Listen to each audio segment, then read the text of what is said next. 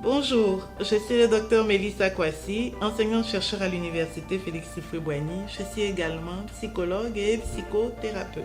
Aujourd'hui, dans les rendez-vous de l'éducation, on va aborder le thème de la phobie scolaire. La phobie scolaire, qu'est-ce que c'est? En réalité, ce n'est pas vraiment une phobie parce que ça n'obéit pas aux règles de la phobie.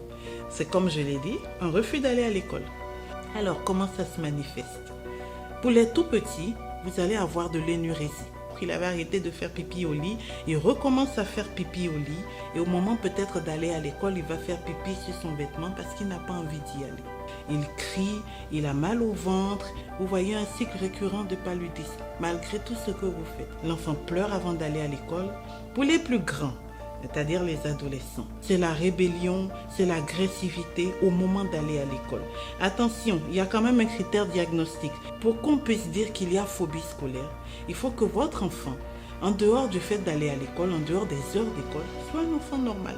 Et puis il obéit tranquillement. Il n'y a pas de comportement antisocial. Il n'y a pas de comportement de rébellion. Il est gentil à la maison, il est serviable. Donc pour parler de phobie scolaire, il faut qu'au moment où l'enfant doit aller à l'école, il se passe toutes ces crises, toutes ces manifestations. On parle dans ce cas-là de refus ou de phobie scolaire.